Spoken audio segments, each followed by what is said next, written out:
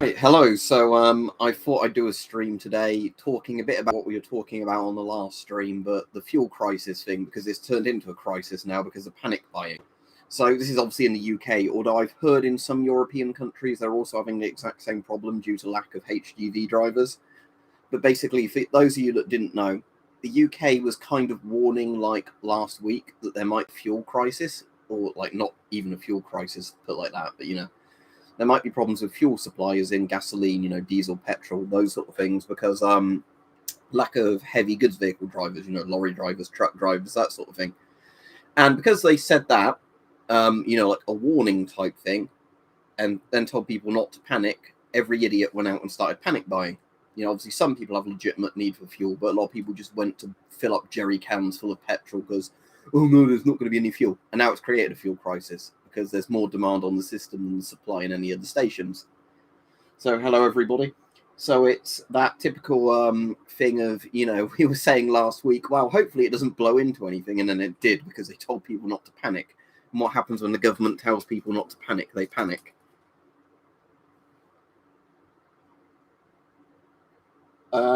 All right, Mr. Liberia. Mr. Liberia, thanks for the subscription. So you've got to a year now.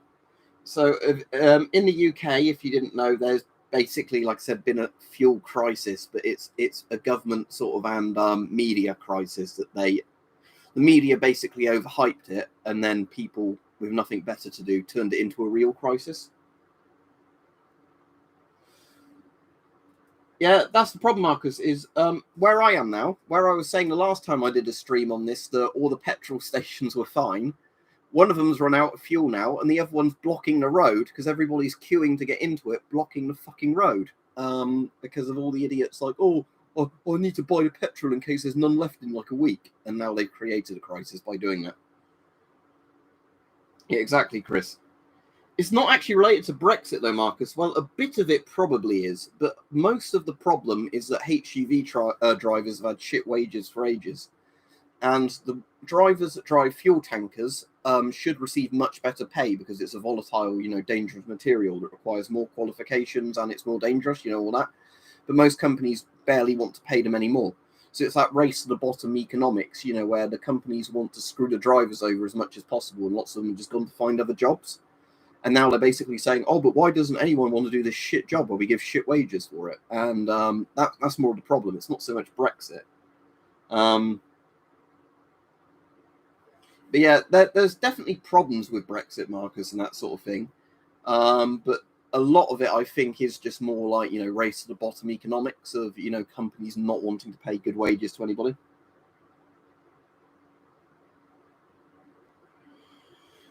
So, Freddie, in the fuel crisis in the UK isn't actually because of lack of fuel. It's lack of drivers to get the fuel to, like gas stations, petrol stations.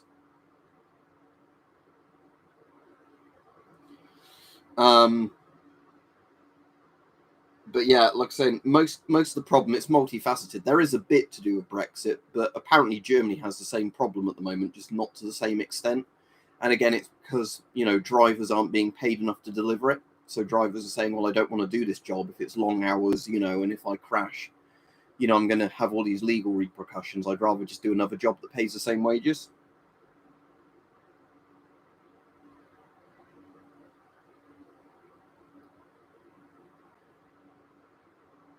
That's the thing, Alex, saying, like we were saying, the other day in the stream, I was saying, well, not much has actually happened yet.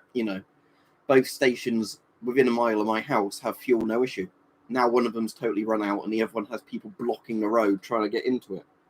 So, because the media was going, oh, there might be a fuel crisis, every idiot said, well, I need to buy more fuel than I need.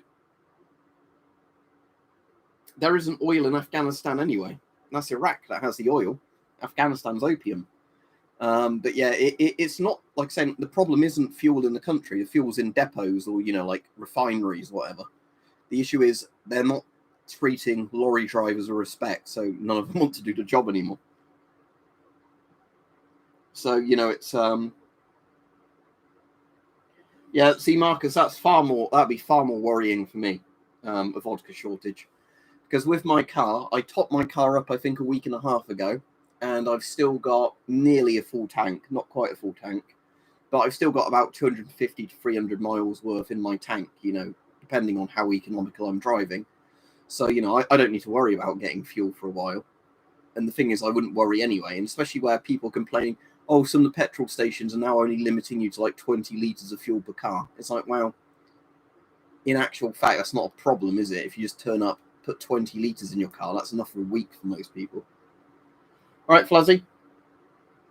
Yeah, Freddie, it's exactly like that. Because they told people not to panic, the idiots panicked and bought it and hoarded it, and now there's none left.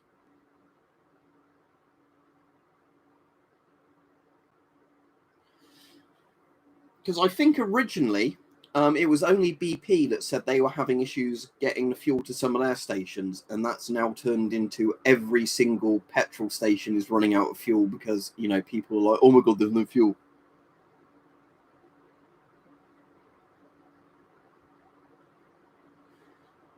Now, a lot of it's geopolitics, isn't it, Storgaro? A lot of it is basically we want this country because we don't want another country to have this country or have influence over this country. That's a lot of it. That's the thing, Stuart. If you're filling up for somebody else who actually needs it, that's not bad. But the fact is, that's been annoying to a lot of people is somebody turns up with a car and then like 10 jerry cans, fills their car up, fills up all the jerry cans, literally because they were told there might be a shortage.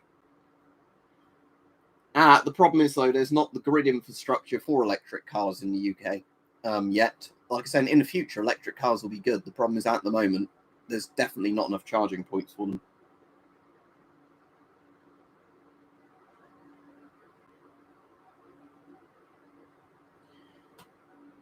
Yeah, so I can totally get that for you, Flazzy, because, again, you've got a legit reason for it. It's just more because there's lots of selfish dicks that, buy like hundreds of litres of fuel at a time because, I might have an issue getting it from my local petrol station.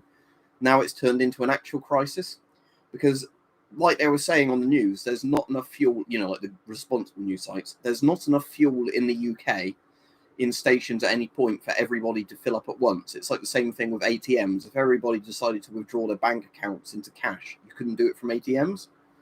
There's not enough paper money for everybody's accounts. It's that sort of thing. So as soon as the news mentions something, and like, oh, there might be a problem, everybody goes and withdraws it, and now there is a problem. It's not illegal, Cornholio, but it's not a very smart idea because last time we had a fuel shortage, people blew themselves up doing that.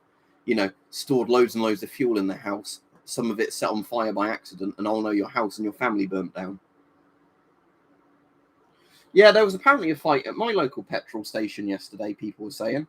But like I said, this is the one that's run out of petrol now. But luckily, like I said, I filled up a week and a half ago, 2 weeks ago, even when fuel was quite expensive, just because I was like, well, I might as well just fill up my tank and then I don't need to fill up my, car for a month, 2 months, 3 months. Flazzy, sadly, though, they print that to order, so I don't think my merch store can run low. No. Is it? But technically, then, Miss Livera, my car's illegal because my car stores more than 30 litres of petrol, or is it only in jerry cans? But I don't understand how that could be illegal to store more than 30 litres, because there's lots of people that would need it for farms and like tractors, either diesel or petrol, like Flazzy was saying. So if you have generators, you need to store more than 30 litres, because you can't, take your generator hitched to your car to the petrol pump every week, can you?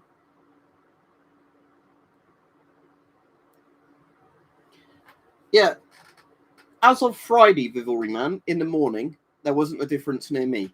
As of the morning on Friday, there weren't any more cars in the petrol stations as normal. By Friday afternoon, the queuing was getting silly. I don't believe there's such a thing as the Petroleum Enforcement Authority.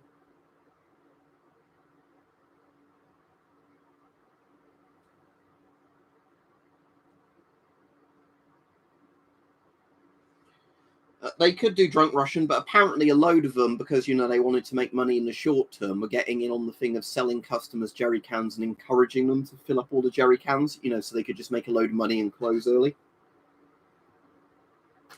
But yeah, chocolate muffin. Red diesel. The taxman hates it. Embrace the red diesel pill, I guess.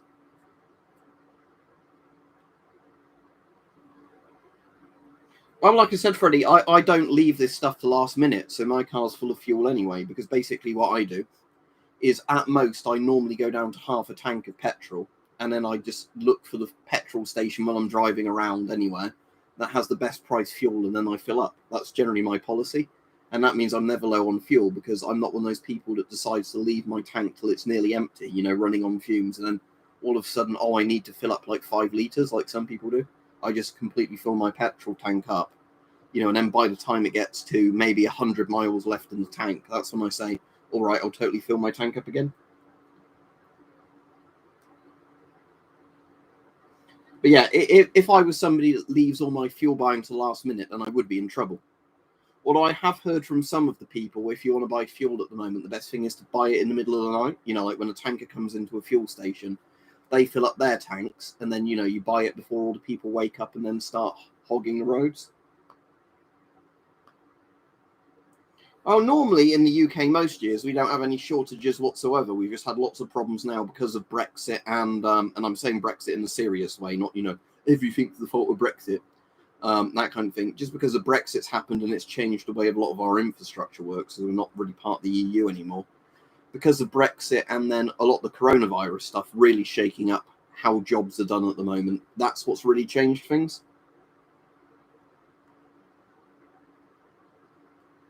Yeah, it's a lot better, Chris. I'm still wearing a back brace some days when I'm working, but other than that, I've been able to lift heavier weights, you know, without much issue, as long as I've got the back brace on now.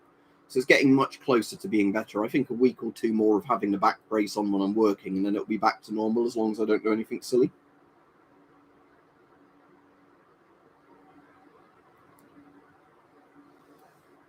All right, Stu. Yeah, because there's a lot of places, aren't there, where fuel's stored where you wouldn't expect it, where you can buy it, but politics is allowed on this stream, Freddie, because we're talking kind of about a political dumpster fire at the moment. Um, but yeah, Storigo, that's the thing, isn't it? It's the problem is that there are legitimate things you could blame on Brexit, because most people who voted for it knew there would be problems if you voted for Brexit. It's just the fact that, you know, it's like literally everything gets blamed on Brexit. It's like, oh, the government fucked something up. Oh, that's the fault of Brexit. No, it's the fact the government fucked it up, you know. No, it's not only in the UK. This is the thing. I saw some Germans going, oh, look at the UK. It's so stupid voting for Brexit. It's like, you have the same fuel problem in Germany at the moment, just not as seriously. The problem is, like, lots of companies just paying lorry drivers shit wages. So they said, you know, because at the moment, somebody phoned in LBC and made a good point. They get paid more for working in Lidl or Audi per hour than they do driving a heavy goods vehicle. It's like, that's not the sane world, is it? But this is what happens when you race to the bottom economics. You know, the whole thing of like, oh, we want to basically pay our drivers the least. That way we make the biggest profits. Yeah, that's the thing. There was fuel problems in America recently, weren't there, like a month or two ago? And this is the thing, but no, it's if it happens here, it's the fault of Brexit. Um, I'm still saving for the bunker helmet stuff, but the problem is I can't buy a bunker till I get a bunker. That's the problem. Yeah, the one of them near my house has run out of petrol completely. The other one, when I was like a few hours ago, still had petrol, and it was blocking the entire road because dickheads were, you know, queuing up for it. Let me look on Google Maps and see if it's still blocked. Because if I look on Google Maps and the road's red, I know that they've still got petrol left in their pumps. If it's green, they've run out of petrol. Right, I want to look at my local Texaco.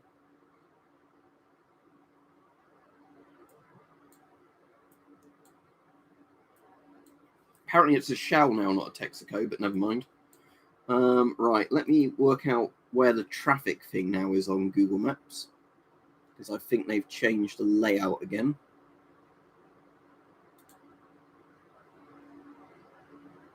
Ah, there we go. No, it's just taking ages to load up.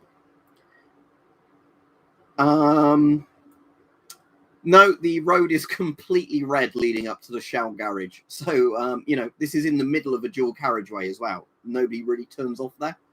So yeah, they I guess they still have some fuel left because the road's jammed.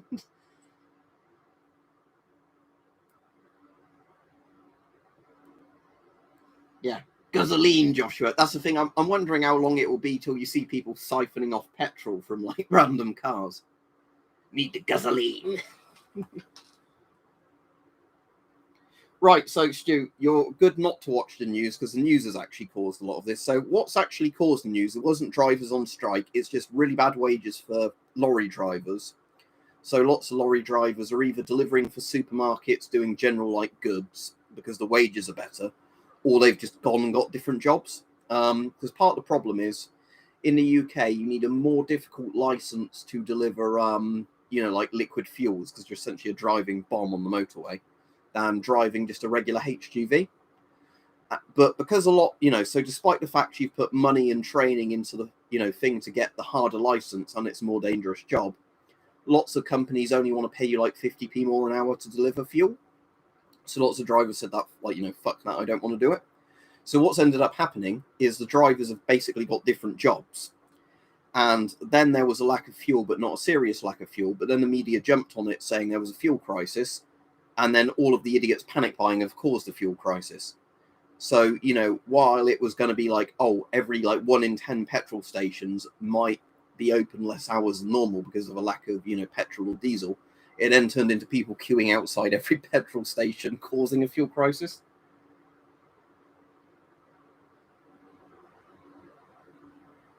Yeah, exactly, Chris. This is the problem. There's people who desperately need the fuel for their jobs, including critical jobs. And they're the people not getting it because the selfish dickheads, I need to fill up 10 jerry cans worth of fuel today because the media said that there's not going to be enough petrol.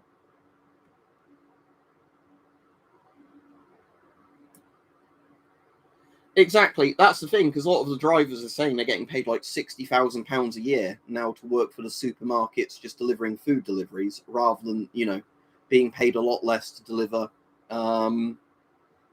fuel. And that makes complete sense from the driver's perspective. Why would you earn less money doing something more dangerous? But, again, this is the race to the bottom economics. And that's one of the things I do really hate about a lot of capitalism stuff. Is, the supply and the demand goes in the opposite direction. It becomes, how do we undercut everybody and fuck them over? Yeah, exactly, Fuzzy. If this is a members stream, I'd have already finished it by now because nobody would be on. Yeah, exactly, Stu. With toilet paper, it was a laugh. With fuel, it's a lot more serious because ambulances, police cars, fire engines can't fill up. And, lots of doctors and things like that actually need fuel can't fill up. Yeah, exactly, Lord Flashart. Like, the only bit you can blame on Brexit is foreign drivers going home, but several EU countries are also having the same problem where they're not paying enough for their drivers. So, it's that complete problem. And like I said, it's the stupid thing of the media have caused this. Because, the media, as of Thursday night, said it was a problem, and they've turned it into a problem because everybody who doesn't read up on anything read the scaremongering headlines of fuel crisis, and now they've caused the fuel crisis. Because it's like a run on the banks. Everybody now wants to fill up, regardless of the fact if they need fuel or not. I don't know, Katie, but I'll look it up. I know what the AR-10 is and AR-15, but I've never heard of the AR-7. The AR-10 is lovely, though, but, America didn't pick it. Oh, is that like breakdown rifle that breaks into several parts? That looks really cool. If it's the one where you screw several parts together, like the stock, the receiver, and the barrel, and the buttstock on, that looks really cool. I don't know how accurate it is or whatever. I'd watch some gun channels to find that out. But I like the idea of a rifle that fits into 5 or 6 easy to screw together parts.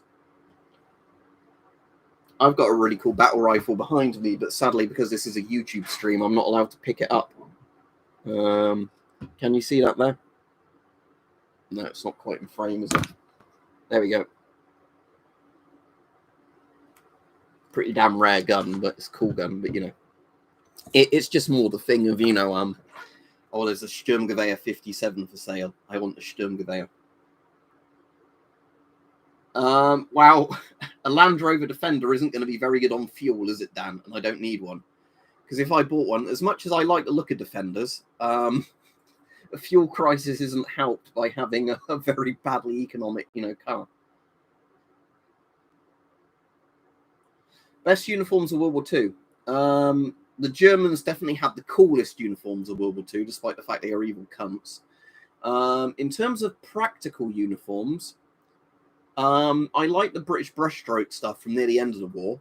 A lot of the German, camos from the end of the war were also very good. The Russians also had some pretty good camos. So did the US, actually. You know, by the end of the war, when countries were actually adopting camos, I think most of them were all really good. Like, if you mean actual, like, coolness of the uniforms, Nazi Germany by a mile, but they were also complete dickhead, you know, cunts.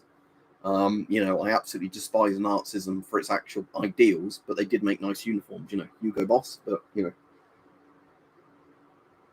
I would sell it, Daniel, because I'm sure with nearly all these things, they take like a year once they mention they're going to ban something before they ban it. So if they did that, then I'd just sell them in the meantime.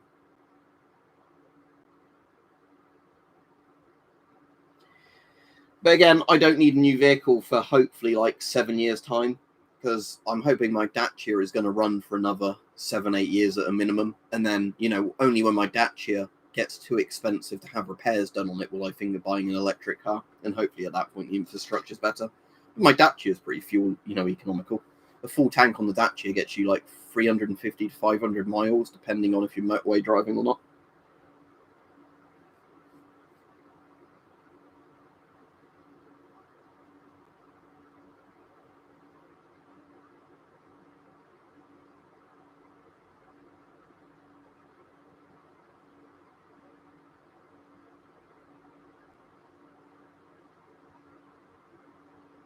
But yeah, the Sturmgewehr isn't an obsolete caliber, even though 7.5 by 55 millimeters Swiss might be an obsolete caliber. They're definitely not going to allow a Sturmgewehr 57 on the obsolete caliber list.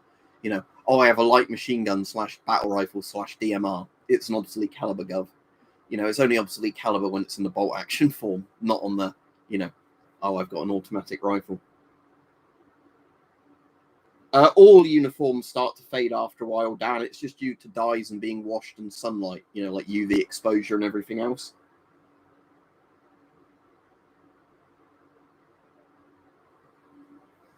I really like Katie saying that. I really like the Italian helmets, the M33, whatever it's called. They were very good for the time they were invented.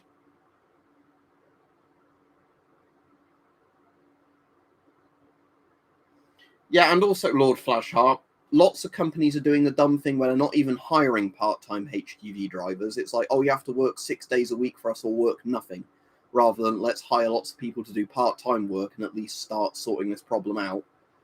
And, you know, also they're probably not going to pay you as much as doing a minimum wage job. Wow. Well, they'll at least pay you minimum wage, but you know what I mean? It's just that stupid thing. But where the fuel is needed and all that, they're basically like, oh no, let's race to the bottom. You know, let's try and find the cheapest labor possible. Screw the workers over as hard as possible. That's how we make the biggest profits. What was your last comment, Brighto? You said AR7 is a nice small gun. I haven't seen it. Oh, now everyone who bought a Tesla is happy. I don't think it's a planned crisis, the guy, but I think it's the fault of the media doing the typical thing of scaremongering something that isn't even worth scaremongering. And then people that don't have any critical thinking skills say, oh, I saw on the Daily Mail it said this, so now I'm going to rush out and buy fuel. You know, and not even buy enough fuel for my car, but buy jerry cans worth of fuel.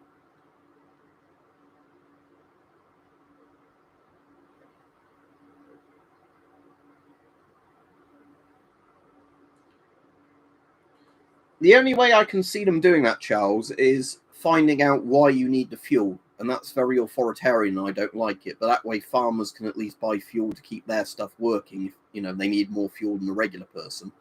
And somebody who only needs to commute not very far each day, you don't need to buy much fuel, do you?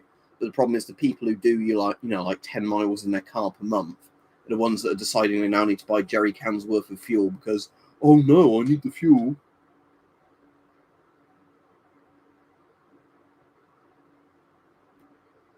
Isn't there also a problem at the moment as well where the DVLA or whatever it's called has been really slow or completely due to Corona not bothering to approve new truck drivers' licenses or something, which is only making the situation far, far worse. So you've got loads of people on the waiting list basically ready to start their job but can't because government bureaucrats don't want to do their job. Yeah, we're still. I've got a petrol car and I've got no issue with it. Gasoline for the Americans or most people, because gasoline is technically the proper term. We call it petrol over here. But, you know, my petrol car is very economical. You know, it would have been a very, very cheap tax car before the government fucked petrol cars on tax. But, it's just that thing of I don't need to panic buy fuel. I work very close to home. I'm back to volunteering this week. And when I'm volunteering, that will be the most commuting I'm doing per week. So, looking at my weekly fuel expenditure at the moment, even if I factored in extra stuff, I'd have a month to 2 months worth of fuel on the fuel tank every time I fill up. So, I don't need to panic buy at all, but some people are deciding they do.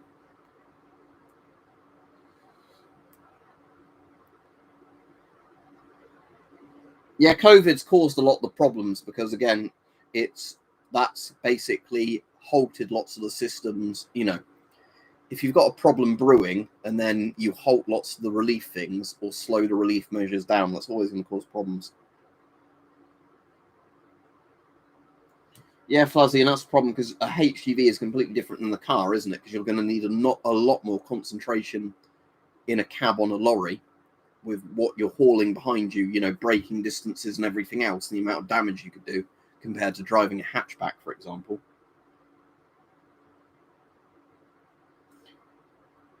Yeah, exactly, because the thing of 0-hour contracts, they'll basically keep putting you on the shittest shifts, won't they? And with 0-hour contracts, you don't need to get much holiday pay and everything else.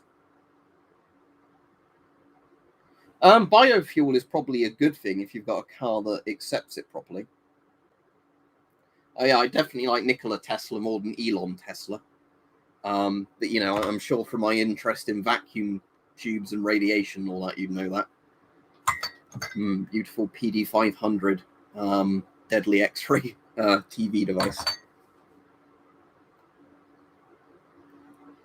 With modern cars, though, Chocolate Muffin, wouldn't a powerful EMP break most modern cars because of how much they rely on computers, even ignoring the electric ones? Because I'd imagine you'd need quite an old petrol or diesel car for it to actually be completely electronics jamming proof. Because my Citroen C3 essentially died when the engine and everything was fine because the computer shit itself inside. And having the price of the computer fixed in the car was essentially more than buying a new car.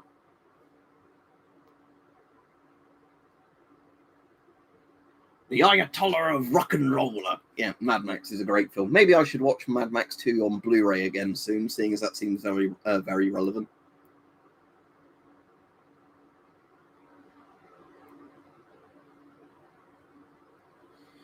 Yeah, Oliver, and again, like a lot of people are saying, where people are like, oh, why don't they just suddenly rush through a lot of HGV drivers as well? And like another thing, because you don't want people driving massive articulated lorries or, fuel tankers who don't have experience doing it, because that's just going to lead to more deaths on the road.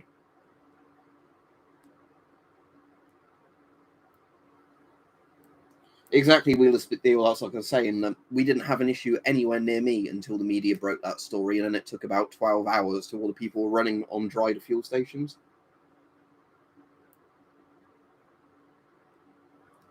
Is Death Watch the one in the trench, or is that a different one?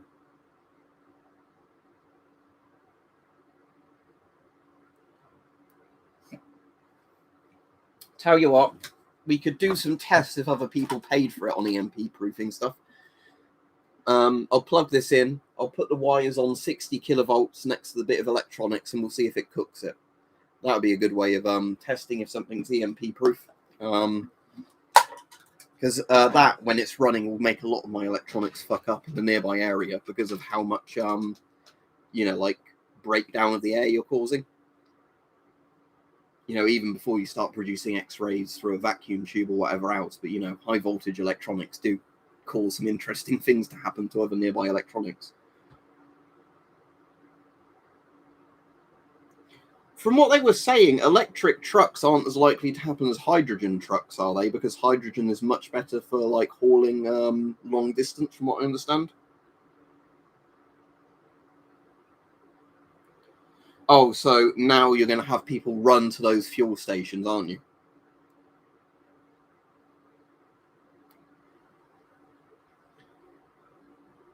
If people really want me to, because it'd be a very easy video to upload, I need to do some driving tomorrow.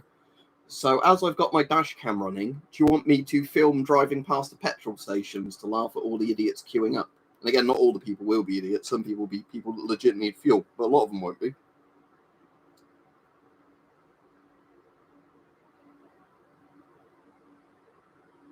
Right, okay, everybody's saying yes. So yeah, I'm out in my car anyway. My dash cam should be running fine, so I'll just try and remember to bring my dash cam in when I get home, because it will just be interesting when I drive past several petrol stations on like the taxiing job I need to do tomorrow to see how long the fuel cars are. And as I've been doxed before, I don't mind filming my local area, because if people want to look up my address online, they can find it.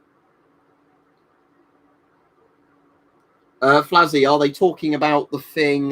Where is it on the screen? I can't see it until there. The bit where my hand is there. There's a couple of others. That's a laser burn. It's from shining a laser into the camera. Because for those of you that don't know, I like playing with lasers. Has this one got a battery in it? I'll do a slingshot warrior. Is that one live? No, that one's not live. No, I've not got batteries in this one. I think most of the ones I've got batteries in aren't on this room anymore, probably for good reason.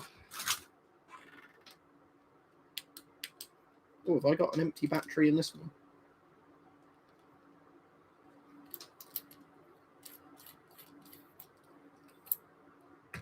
Nah, there's no battery in that one. But yeah, they're laser burns on the camera from just doing this to demonstrate a laser on the camera.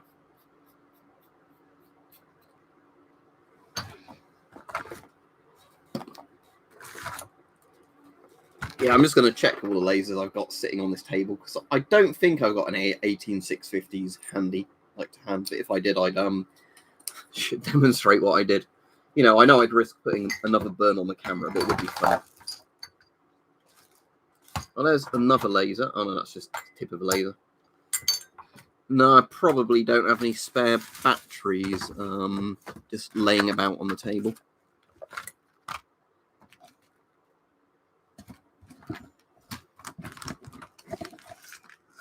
Oh, hang on. No, I tell a lie. The one Tactical Pirate sent me still has a battery in it. Some of the Virtus armor already is on the second-hand market if you're willing to pay enough. So the answer is yes. Let's see what a blue laser does to the camera. Yeah, John, exactly. The same thing will happen with ionizing radiation. It's just light energy will eventually burn into cameras and things like that. But yeah, there's a because, like, for example, if I held up a radioactive check source next to my camera long enough, that would cause the same sort of damage to the lens. It's just because it's burning out the lens, essentially. Anyway, so there we go. There's a UV laser hitting the camera.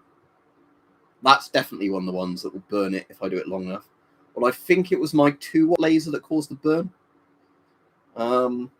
But this one's cool because this is the one, look, that immediately sets off glow-in-the-dark materials. Again, it will do it on that guide counter in the back there as well. Because UV. Oh, this technically isn't UV, it's 405 nanometer, but that's basically where blue crosses into UV. But yeah, that's what the thing is on the camera. It's not dirt, it's laser burns rush on lasers into the camera. Again, that's why you don't shine lasers into your eyes, because it will do the same thing to your eye. And you can't buy a cheap replacement eye like you can a webcam. If you have a question, ask it. But if you're asking me, will I stream with GP5 on? When it's winter, I might do more streams with gas mask on. But how hot the bloody room is at the moment, definitely not. Because if you want to see at the moment, my room is currently, with the door closed, doing a stream. It's not as hot as it normally is, this room, saying that. It's only 26.1 Celsius at the moment, but generally this room gets up to like 35 Celsius with the door closed.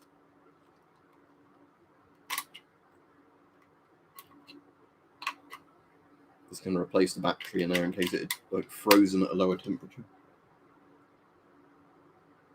Yeah, Gandhi, it's the camera. It's definitely the camera.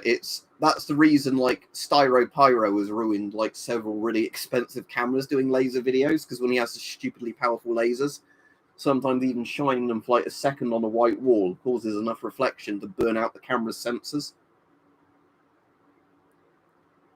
It says 26.4. I'm not sure if that's going. Oh, 26.7. Yeah. I think the temperature was frozen just now. So it looks like my room is a bit above 26. I'm a bit sweaty in here. But yeah, this room, like I said, this room can get up to 35, 40 Celsius in the summer. It's because it's well insulated. So unless you have the door wide open, which I don't do when I'm streaming, you just don't get any airflow. So the heat from the computer and anything else generating heat in the room just won't leave. 10 more minutes or so, Flazzy. I've been on, 35 minutes. I don't want to do full hour tonight just because I've been at work all day and all day yesterday. And I've not got a day off till next Sunday. Well, next Monday, technically. I'm working tomorrow, Tuesday, Wednesday, Thursday, Friday, Saturday, Sunday. So, I don't want to be up too late.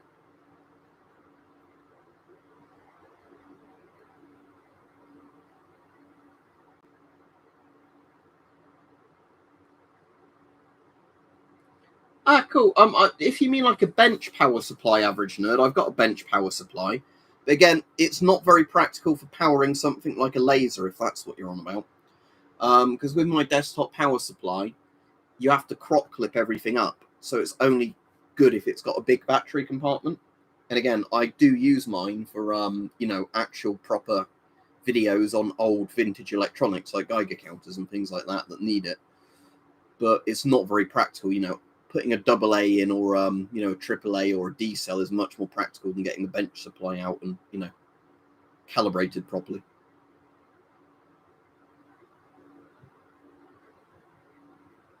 What's my favorite color? Probably gamma radiation, but that's not a color, is it? Because gamma radiation is pure light energy, like X-rays. So I imagine it's white, but brighter. Actually, no, it'd be closer to blue, wouldn't it? How the wavelength works, but it's not a visible wavelength. Infrared's a cool color because you can see it using night vision. But yeah, out of the visible color spectrum, probably orange. But out of the weirder colors, I definitely find some of those more interesting.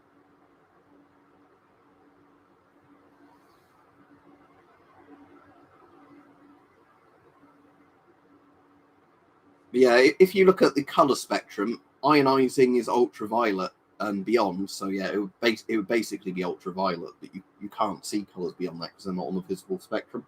Your eye can't see it; it just cooks your DNA. As much as the people are like, oh, radiation glows green, technically it does glow blue, doesn't it? When there's a criticality accident, it's just like a blue flash. And when you see a nuke go off, it's a blue flash before the other colors come through. Yeah, for the people saying about bug out bags, I've got a very old video on a bug out bag. I ought to probably get round at some point to doing a new video on one. I've just never got round to it. Prime colours are blue, green, and red, aren't they? As in bottom of the colour spectrum, middle of the colour spectrum, top of the colour spectrum.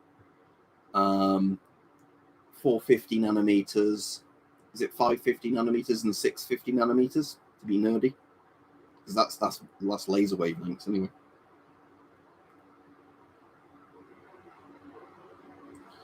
I don't know if they still consider that, Oliver, with the newer masks. They definitely did in parts of the Cold War when the whole thing was like, be scary as fuck when you're overrunning your enemies, Afghanistan, it's fucking fucked, mate, big time. Because Biden decided he wanted to do Saigon, but even worse. Let me Google it. Ops Core half face respirator. Have I ever heard of that before?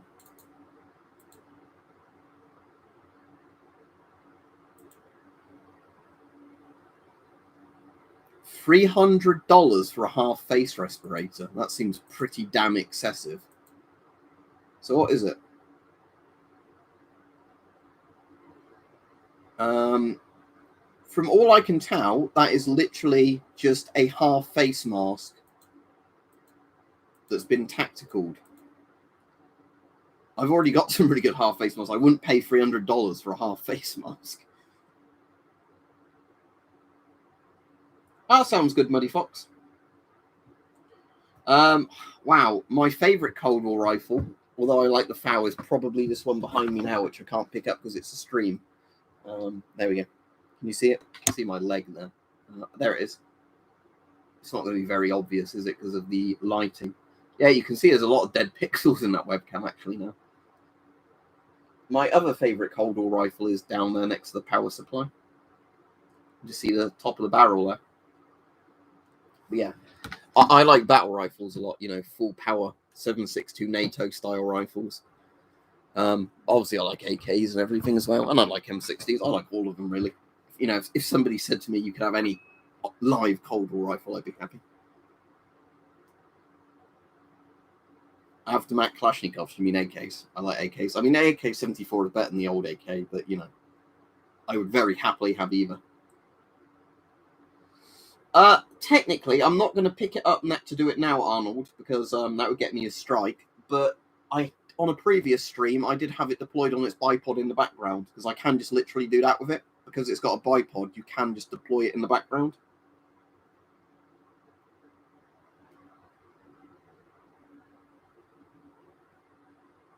And S10 in US dollars, if you're paying a good price for it, $60 to $100, but that doesn't mean some people aren't going to charge you silly money for it.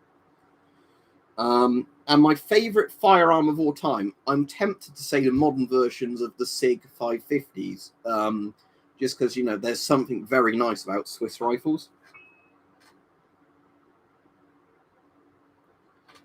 Bayonets would be absolutely fine, Oliver, as far as I can tell.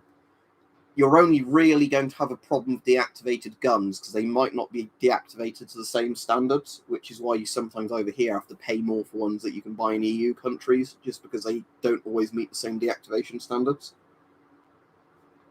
Favorite weapon of World War II? Maybe the M1 carbine.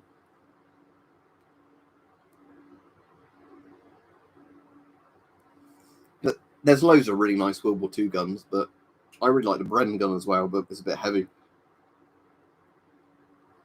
But yeah, for the people that don't know, the Sturmgewehr 57 is a bit like the Bren gun. It's designed to be like a very accurate light machine gun / you know, battle rifle. Obviously, it's lighter than the Bren, but then not quite as good as an LMG as the Bren. But then, you know, when they made the SIG 550 series or the Sturmgewehr 90, they made it even lighter because they wanted something shorter and lighter because that is obviously a very bulky gun. Do you mean the MG42? Or do you mean the one that was the Sturmgewehr 44 prototype? The MKB, is that 42? MKB 43? I can't remember. I've got a PPSH 41 as well, but, you know, can't pick it up on the stream. I will get a PPS 43 at some point, because, again, they're cheap at the moment. It's just on payday I ended up getting that just because it's a lot rarer and it was the last one in stock. Yeah, it's what a Bren gun. Yeah, that was my favourite line from Lock, Stock and Two Swing Barrels. Like, what the fuck was that? It's my Bren gun.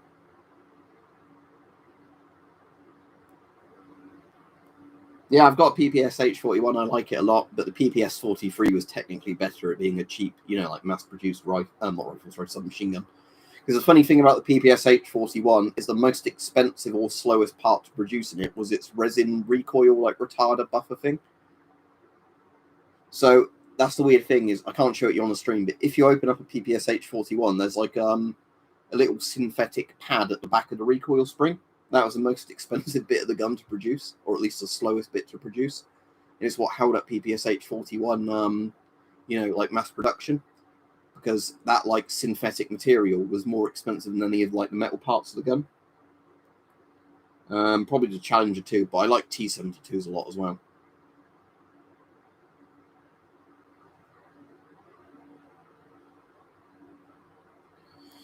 You never really see CT12s for sale, so it's hard to say. I mean, I was lucky when I got mine because I got mine for like £30 to £40. But that was just because I bid on it, and I don't think anybody else bid on it, or like one person put a bid on it. But you never really see CT12s for sale, as cool as they are. GP5M is fine as long as you get one in good condition. But again, it's 40mm GOST. Most people don't have access to new GOST filters.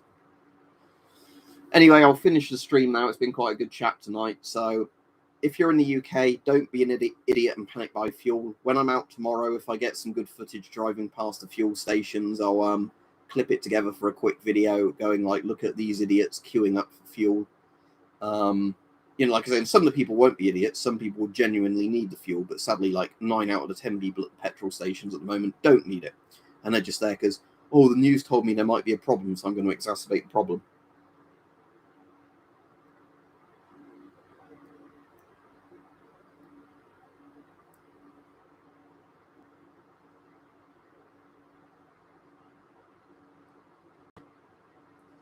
Yeah, you can. The thing is with eBay is, I just answer this before I go off, I don't think you can, on UK eBay at least, sell bayonets and knives, but you can sell stuff related to them, can't you?